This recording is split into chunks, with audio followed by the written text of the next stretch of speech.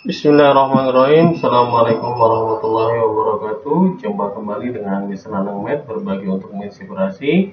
Kali ini kita akan membahas Sigma UI Matematika IPA nomor 6 sampai dengan 10. Sebelumnya jangan lupa bagi rekan-rekan sahabat matematika, jangan lupa tekan tombol subscribe, like, dan komennya karena subscribe itu gratis. Oke. Langsung saja kita masuk ke pembahasan kita. Kita masuk ke soal yang ke-6. Di soal nomor 6 diberikan deret geometri 1 dikurang dalam kurung A tambah 3 ditambah berikutnya sama dengan hasilnya ini sampai tidak hingga ya. Berarti ini deret geometri tak hingga menghasilkan angka 2A ditambah dengan 9. Dengan batasan yang sudah ditentukan yaitu A lebih besar daripada min 4 tapi kurang dari min 2. Kemudian ada berikutnya adalah jika A, min 7, B membentuk barisan geometri yang baru, berarti ada barisan geometri baru ya. Berapakah nilai 2A ditambah dengan B? Oke. Yang perlu kalian ingat di sini adalah apa itu deret geometri tak hingga? Deret geometri tak hingga itu dirumuskan sebagai S tak hingga sama dengan suku pertama U1 dibagi dengan 1 dikurang dengan rasio. Nah, rasio itu adalah suku kedua dibagi dengan suku pertama. Nah, berarti kalau suku pertamanya 1, suku keduanya ini minus ya. Minus dalam kurung A tambah 3. Kalau minus dibaca, maka kita bisa tahu U1-nya adalah 1, kemudian untuk R-nya adalah U2 dibagi dengan U1. Sehingga kita peroleh min dalam kurung A ditambah 3. Jadi kita udah tahu nilai rasionya. Sehingga kalau diberikan, kita kan sudah tahu nilai S tak hingganya adalah, nah S tak hingganya adalah 2A ditambah dengan 9. Sama dengan U1-nya itu bernilai 1 per 1 dikurang, nah karena di sini adalah minus, maka ketika ketemu minus maka jadi plus langsung ya. Nah, otomatis jadi A ditambah 3. Jadi menghemat waktu juga. Kita lihat 2A ditambah dengan 9 sama dengan 1 per A ditambah 1 tambah 3, 4. Oke. Nah, di sini kan sudah bentuk seperti ini. Nah, kalau soalnya sudah seperti ini, kita bisa lakukan kali silang. Maka menjadi 2A ditambah dengan 9 dalam kurung A ditambah dengan 4 sama dengan 1.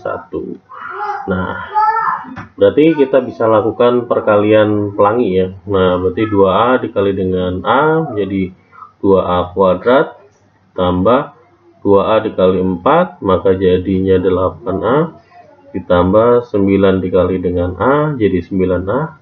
Kemudian 9 dikali dengan 4 maka plus 36 sama dengan 1.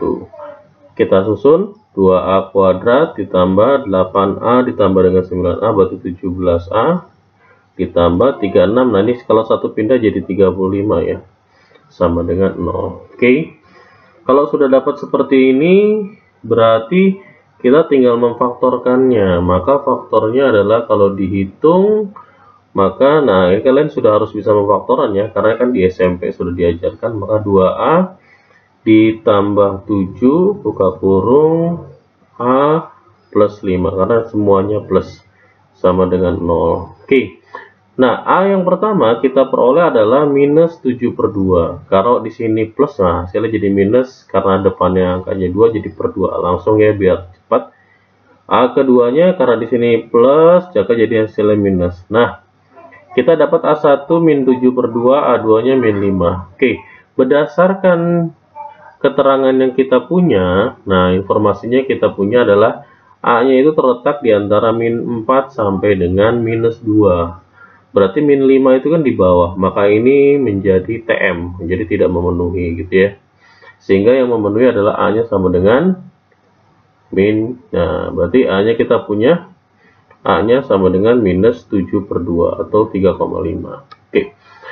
Kalau kita lihat dari barisan geometri yang baru, nah berarti kan A, min 7, B. Berarti min 7 per 2, min 7. A nya sudah langsung saya ganti. B, ini adalah barisan geometri yang baru. Nah, barisan geometri yang baru.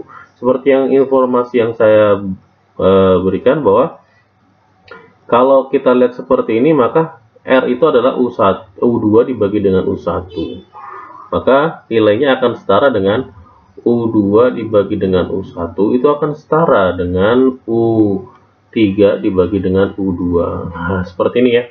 Nah, berarti ini kan suku pertama, kedua, ketiga. Nah, ini kalau ini adalah sama-sama R. Nah, gitu. Berarti kalau kita lihat maka nilainya adalah, kalau kita kali silang, ini jadinya nggak usah kali silang lah, langsung saja. U2 berarti minus 7, maka min 7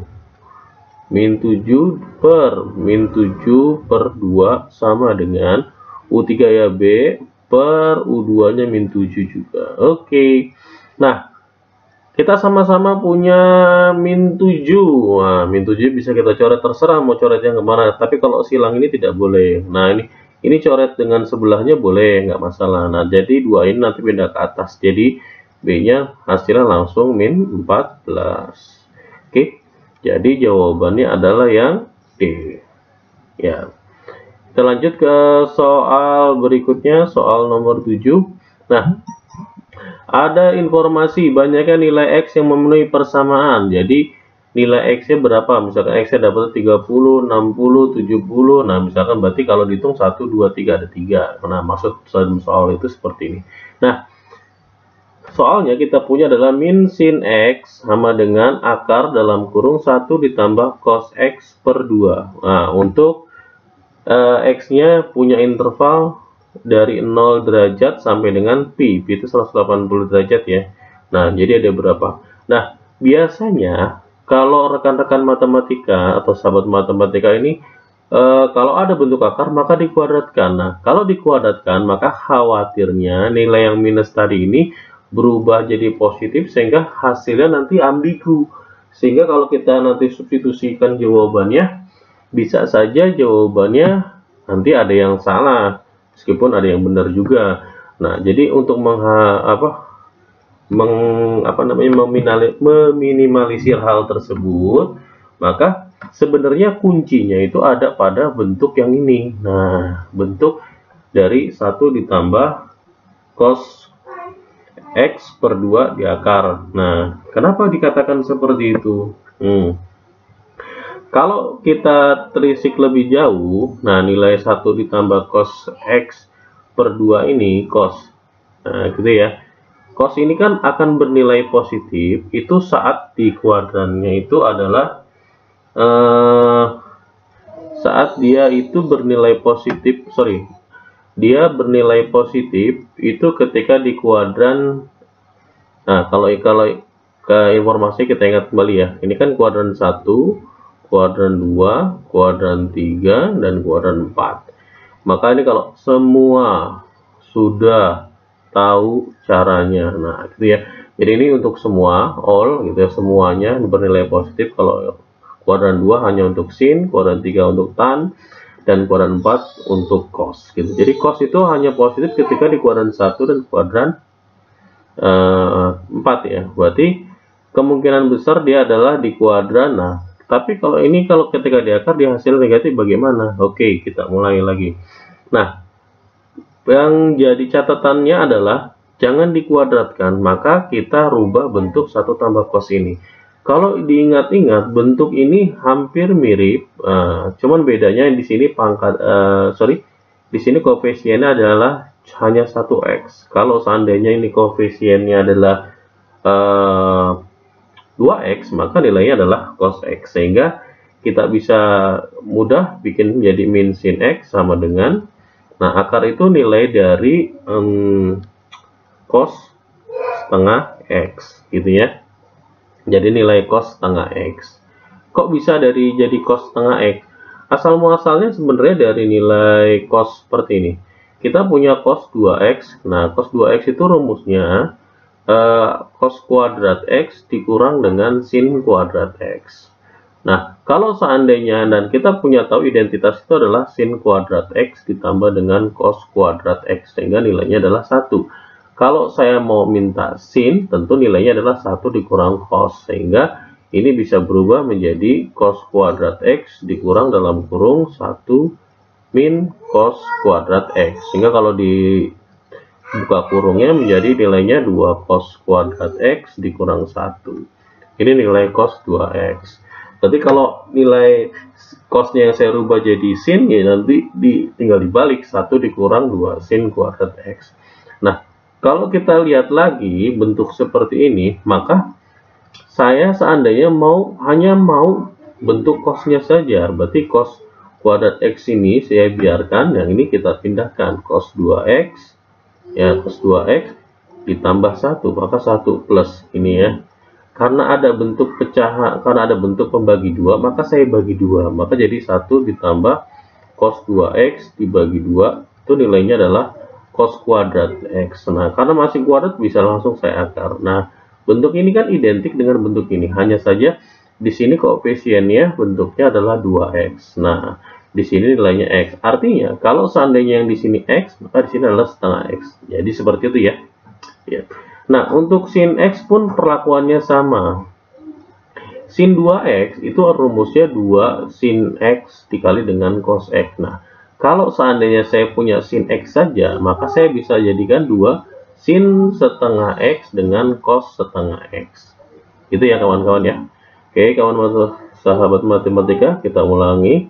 Nah, min sin 2X maka jadi min sin X menjadi min 2 sin setengah X dengan cos setengah X sama dengan cos setengah X, sehingga ada nilai atau bentuk yang sama bisa saya coret langsung, hasilnya 1 berarti ini ya. Maka kalau diurut jadi min sin setengah X sama dengan min 1/2. Ini yang saya peroleh. Nah, nilai sin itu bernilai negatif. Nah, bernilai negatif itu ketika di kuadran 3 dan di kuadran 4. Artinya nilai tersebut lebih dari 180, sehingga kalau kita cari pun akan nilainya lebih dari nilai dari ruang yang kita punya. Sehingga dengan kata lain, maka untuk jawaban nomor 7 jawabannya adalah 0. Karena kalaupun saya cari, saya teruskan kembali, misalkan saya teruskan kembali dengan rumusnya menjadi ini, jadi setengah X sama dengan, kan sin yang hasilnya setengah itu adalah sin 30. Berarti kalau di kuadran ketiga jadi 180 plus, maka nilainya adalah 210. Maka 210 plus minus K kali 360. Nah, ini kalau saya teruskan lagi X sama dengan jadi 420. Nah, ini makin lebih lagi. Nah, makin jauh. Jadi 420. Nah, gitu ya. Kalau saya kurangin di sini, saya kurangin 60. Nah, bagaimana kalau misalkan 60? Nah, kalau ini kan kalau misalkan 420 dikurang ketika nilainya 1 dikurang 60, saya masukkan 60. Cos 60 itu, nah, cos 60 nilainya setengah. 1 ditambah setengah itu adalah 3/2, 3/4. Maka oke. Berarti ada nilai plusnya, kita cek dulu kawan-kawan, coba save sebentar. Ini saya rubah dulu. Maka kalau X-nya ini bisa saya ganti nilai X-nya sama dengan 420. Nah, ada plus ada minusnya, saya lupa ini. Berarti 1 kali 360, maka X-nya didapat 60. Nah, 60 X-nya sama dengan 60. Nah, tapi kalau X-nya 60 ini, seandainya 60 ini saya masukkan ke sini, sin setengah X, berarti sin 60 dibagi setengah 30, kan hasilnya tidak sama. Nah, itu yang maksud saya. Berarti tidak sama ya. Jadi jelas jawabannya adalah gitu ya. Nah, bagaimana kalau misalkan seandainya saya substitusi nilainya ke jawaban asalnya? Maka min sin 60 sama dengan akar dari 1 ditambah dengan cos 60/2. Jadi min setengah akar 3 ya. Dari 1 ditambah setengah adalah 3/2 dibagi jadi 3/4. Nah, di akar maka min setengah akar 2 dari akar 3/4 itu kan plus minus, nilainya setengah akar 3. Oke, ini 3. Nah, ada plus ada minus, jadi jawabannya bisa memungkinkan dua jawaban. Nah, hasilnya kan tidak pas dengan jawaban yang sebelumnya, jadi tidak sekan. Jadi nilainya adalah 0. Oke, kita lanjutkan ke soal berikutnya. Nah, di soal berikutnya, jika limit x mendekati 2 fx sama dengan 3, maka limit x mendekati 2 dari bentuk seperti ini. Nah, bentuk seperti ini kalau kita bisa faktorkan, bentuknya menjadi fx dikurang berapa? Dikurang 3. Nah, kemudian fx ditambah dengan 4 gitu ya. Terus yang atas masih atas juga, bakal x dikurang 2, x ditambah 2. Nah, ini faktor yang atasnya. Faktor untuk penyebutnya adalah fx. Nah, ini 15 berarti dikurang 3. Kemudian fx ditambah 5. Nah, ini ya. Kemudian sebelahnya adalah tidak perlu difaktorkan, berarti fx min 2 kemudian x min 2. Oke. Nah, lihat pada bagian atas, bagian pembilang dengan penyebut ternyata ada bagian yang sama, kita coret saja. Yang sama ada lagi. Oke, yang ini sama. Nah, sehingga yang lainnya cukup substitusi ketika ketemu fx, maka nilainya 3. Jadi jawabannya 3 ditambah 4 untuk yang atas. Yang bawah 3 ditambah 5 jadi 8. Dikali 3 dikurang 2, 1. Gitu ya. Berarti 3 ditambah 5, kemudian 3 dikurang 2, 1. Oke. Kita lihat ada yang salah dalam perhitungan. Kita lihat, tidak ada ya. Oh, ini bukan pertambahan, perkalian loh. Ini saya tulis pertambahan. Oke, kemudian saya coret ini. Ini 1, sini 2, kemudian dan ini 7 ya. Saya tulisnya kok 3 sih, saya tulis 3, pantas. Ini adalah 7. Nah, oke sahabat. Jadi jawabannya adalah 7/2. Oke. Jadi jawabannya 7/2 yang A. Gitu ya, sahabat matematika. Jadi nomor 8 sebenarnya hal yang simple, artinya kalian cukup paham kalau ini adalah bentuk pemfaktoran. Atau kalau seandainya kalian kesulitan dalam terlihat bentuk fx, maka kalian bisa misalkan limit dari fx ini kita misalkan adalah bentuk A. Jadi ya, nanti f dalam kurung x itu bisa kalian ganti menjadi A. Jadi kayak misalkan A di A kuadrat ditambah A dikurang 12. Nah, kalau yang bawah jadi A kuadrat ditambah 2A dikurang 15. Kemudian yang ini A dikurang 2. Nah, untuk mempermudah dalam hal pelafalan sajalah gitu. Tapi kalau seandainya kalian bisa ya seperti saya ini, seperti gini.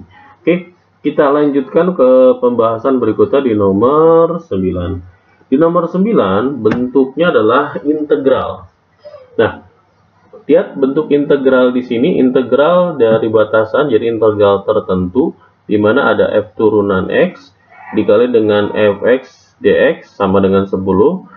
Dan f dalam kurung A ditambah 2 plus f dalam kurung B. Nah, nilai f dalam kurung B berapa? Ya, bentuk yang ini, nah bentuk ini sebenarnya adalah turunannya. Jadi turunannya dari fx. Jadi bisa saja kalau ini kita biar sederhanakan, jadinya kayak misalkan integral dari fx. Nah, turunan dari fx dengan u, nah ini itu seperti kayak d dalam kurung turunannya, jadi seperturunan. Atau kita misalkan kalau kalian seandainya bingung seperti inilah, saya punya bentuk, kita rubah ke bentuknya yang lebih familiar. Misalkan saya punya bentuk gini, saya punya bentuk kayak fx-nya itu adalah 2x. Nah, kalau saya turunkan, maka nilainya adalah 2. Nah, jadi kalau misalkan saya punya integral, nah, kemudian 2 dikali 2x dx, nah, itu seperti halnya saya memisalkan kalau 2x ini adalah u, dan ini adalah du-nya. Jadi, kayak nanti bentuknya seperti, kayak misalkan ini saya bikin jadi u, nah, pakai warna yang lain. Nah, u adalah 2x, maka du adalah 2dx. Nah, seperti ini.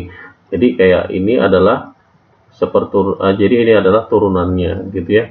Jadi kalau ini bisa dijabarkan bentuknya menjadi integral. Nah, kalau disederhanakan u du. Nah, seperti ini. Jadi kalau saya turunkan, saya integralkan, maka u kalau diintegralkan pangkat 1, jadi setengah u pangkat 2. Nah, karena ini bentuknya adalah, kalau bentuk tak tentu, nah, bentuk tak tentu saya tambahkan dengan huruf C koefisien. Karena ini bentuknya tertentu, maka jawabannya hanya nilainya setengah u kuadrat. Nah, u tadi adalah fx, maka nilainya menjadi setengah fx kuadrat. Nah, kemudian batasannya adalah dari B, nah dari A ke B sama dengan 10. Nah, ini kalau saya masukkan nilainya adalah seperti ini, setengah ini kan nggak pengaruh terhadap B sama A, maka saya keluarkan setengah dalam kurung F B kuadrat. Nah, kemudian kuadratnya nggak di sini penulisannya, kuadratnya di sini, nah, dikurang dengan F kuadrat A itu sama dengan 10. Nah, ini saya kurung. Nah, setengahnya saya kalikan 2, maka kiri kanan juga saya kalikan 2. Maka saya peroleh nilainya adalah F kuadrat B dikurang F kuadrat A sama dengan 20. Nah, kalau bentuk kuadrat pengurangan seperti ini, maka bentuknya 1 ditambah 1 dikurang, sehingga saya punya perolehan Fp ditambah dengan Fa. Nah, ini bentuknya dikali dengan Fb dikurang dengan Fa. Nah, ini nilainya 20. Oke. Nah, pengurangan. Oke. Ini jadi 20. Nah, kita punya penilaian, kita punya info berikutnya adalah ini sama saja bentuknya kayak FA atau FB lah, kita pindahkan jadi bolehlah FA dikurangin dengan FB itu sama dengan 2. Nah, boleh seperti ini bentuknya. Jadi kalau FA dikurang FB. Nah, kalau misalkan bentuknya seperti ini, nanti kalian bentuknya adalah mengeliminasi. Tapi kalau seandainya kalian bentuknya langsung, nah, bentuknya kita mau adalah bentuknya apa adanya. Nah, bentuknya seperti ini apa adanya. Kita substitusikan, setiap ada FA diganti dengan 2 ditambah FB. Berarti ini adalah FB ditambah 2 ditambah dengan FB kurung tutup. Nah, ini FB dikurang, nah, kalau kurang karena berubah tanda ya berarti jadi tandanya berubah semua, ketemu minus ya, berubah tanda jadi min 2 min FB dan kurung FB sama dengan 20. Nah, di sini ada hal yang sama, di sini sama-sama nih FB dikurang FB bakal hilang, maka saya tinggal minus 2. Kalau yang ini 2 F dalam kurung B ditambah dengan 2. Nah, ini dikali dengan min 2 sama dengan 20. Nah, ini kalau saya bagi dengan min 2, nah ini saya bagi min 2. Nah, gitu ya. Berarti sisanya adalah 2F dalam kurung B ditambah dengan 2 sama dengan min 10. Nah, kalau min 2-nya saya pindahkan, 2F dalam kurung B sama dengan minus 12. Jadi F dalam kurung B adalah min 12 dibagi dengan 2, maka saya peroleh F dalam kurung B adalah minus 6. Gitu ya Kak, sahabat matematika. Jadi sebenarnya tidak sulit untuk mengerjakan soal bentuk integral seperti ini. Kita lanjut ke soal terakhir di nomor 10, sahabat matematika.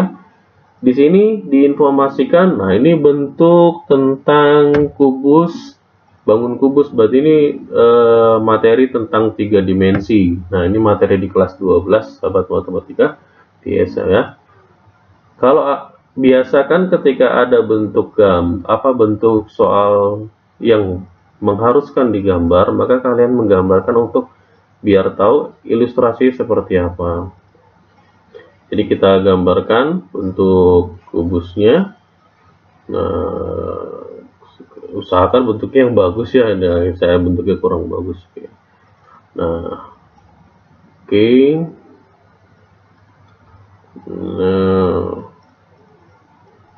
Nah, ini kita namakan adalah bentuk A, B, C, D. Nah, kalau A-nya dimulai dari sini, maka E dimulai dari sini.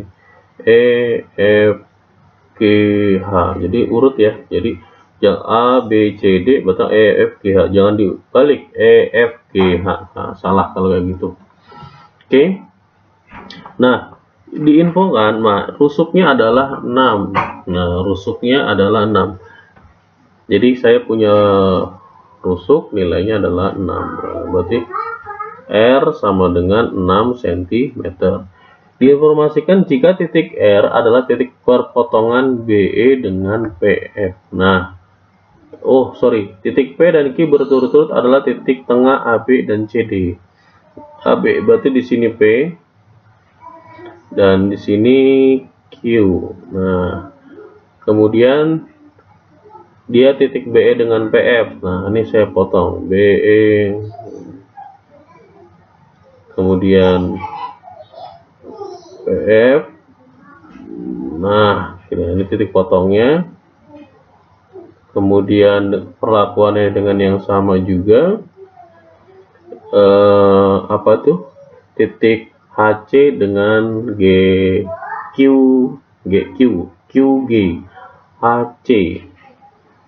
HC maka yang ini. Kemudian GQ. Oke. Nah, ini bentuknya. Berarti kemudian ditanyakan adalah volume prisma PBR. Volume prisma PBR. Berarti PBR. Nah, ini jadi huruf R ya. Kemudian dengan QCS, maka ini jadi huruf S. Nah, ini kalau tarik garis. Nah, ini bentuknya prismanya. Ini prisma segitiga ya. Nah, kalau dilihat prisma segitiga. Oke, prisma yang namanya volume dari prisma itu hanya luas alas kali dengan tinggi prisma. Nah, ini bentuknya berarti ini menjadi tinggi prisma. Berarti 6 itu kita sudah tahu adalah tinggi prisma. Sekarang kita tinggal mencari alasnya, karena alasnya berbentuk segitiga, maka kita bentuk AEFB ini, ABFE. Untuk ABFE ini saya pecah di bentuk seperti ini untuk mengilustrasikan di luar gambar. Ilustrasikan di luar gambar, maka bentuknya adalah nih. Ini saya tarik garis tadi, kemudian ini di tengah-tengah. Nah, berarti yang kita punya adalah segitiganya yang saya beri warna biru ini ya. Nah, ini kita punyanya segitiganya. Oke. Nah, kita tahu bentuknya adalah bentuk kubus itu alas atau permukaannya berbentuk persegi, sehingga siku-siku dan membentuk sudut masing-masing 90 derajat. Sehingga ketika kita potong 2, maka ini bentuknya adalah 45 derajat. Dan inilah yang menjadi tinggi dari segitiga atau tinggi alasnya. Nah, ini tinggi alasnya. Kita alasnya karena di tengah-tengah, ya ini kita tahu nilainya 3 cm. Nah, untuk dapetin tingginya, maka kita harus tahu nilai dari ini sudutnya. Nah, kita bermain dengan sudut saja lah biar gampang. Sudutnya kita anggap sudut alfa. Ini kita tahu tingginya adalah 6 cm, sehingga kita tahu karena ini adalah menggunakan tan. Jadi tan alfa adalah, tan itu adalah desa, depan bagi samping. Berarti depannya 6 cm, sampingnya 3 cm. Jadi depan 6, samping 3, maka tannya nilainya adalah 2, gitu ya. Nah, kita menggunakan segitiga yang sama juga untuk segitiga yang kecil ini, Nah, bentuknya di sini alfanya. Yang kita cari adalah tinggi ini, sementara kita tidak tahu ini berapa panjangnya, tapi kita tahu secara keseluruhan adalah, jadi kalau seandainya saya misalkan ini adalah huruf A, maka sebelahnya juga huruf 3 dikurang A. Nah, gitu. Jadi kan seperti itu saja biar gampang. Nah, tapi yang perlu jadi catatan kita adalah di sini, karena ini segitiganya adalah, kalau kita lihat segitiga yang ini, yang besar ini segitiganya segitiga siku-siku sama kaki. Maka ketika saya lihat sudutnya di sini di siku-siku dan ini 45 derajat, maka ini pun sama, dengan kata lain panjang ini pun sama. Jadi T-nya sama dengan A. Nah, jadi kita bisa misalkan A ini kita ganti jadi T saja. Nah, jadi bisa kita ganti jadi huruf T saja, jadi 3 dikurang T, yang ini kita anggap T. Atau sebaliknya nggak masalah. Bukan nggak masalah. Ini T, ini jadi 3 dikurang T, karena di sini tingginya T. Maka di sini adalah 3 dikurang T. Nah, dengan menggunakan rumus yang sama juga, tan alfa, kalau berdasarkan segitiga yang saya peroleh ini, tan adalah depan, dibagi sampingnya adalah 3 dikurang T. Nah, kan sama-sama tan. Nah, ini sama, nilainya sama. Sehingga saya bisa samakan, jadi kesesuaian. Jadi 2 sama dengan T per 3 dikurang T. Saya kalikan silang menjadi 6 dikurang 2T sama dengan T. Pindah ruaskan jadi 3T ya. T ditambah 2T sama dengan 6. Nah, berarti T-nya saya peroleh nilainya adalah 2. Jadi T nilainya adalah 2. Sehingga kalau mencari volume prisma adalah luas alas kali tinggi. Berarti luas alasnya berbentuk segitiga, jadi setengah kali alas.